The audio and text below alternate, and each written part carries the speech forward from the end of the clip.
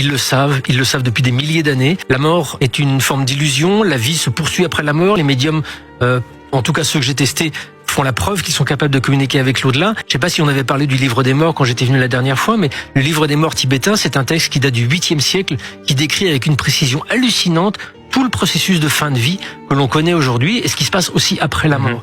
Comment ces gars-là ont eu cette connaissance aussi détaillée il y a quasiment 1300 ans?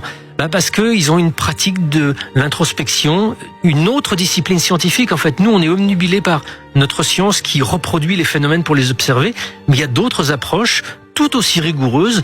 La contemplation des moines bouddhistes ou des hindous permet, à travers l'expérimentation personnelle, d'objectiver un certain nombre de phénomènes. Les chamans, pareil, en induisant des états de transe, sont capables d'arriver dans des espaces spirituels, et quand tous les chamans font le même protocole, vont dans le même espace, ils décrivent les mêmes choses. Donc il y a une forme d'objectivation de ces dimensions.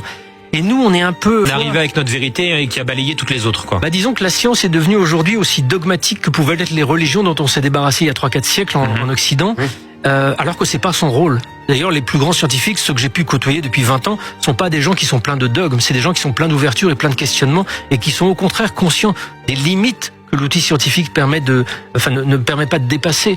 Donc la science est un outil formidable, mais il ne faut pas que ça devienne une espèce de prétexte à plein de certitudes qui n'ont rien de scientifique, en fait.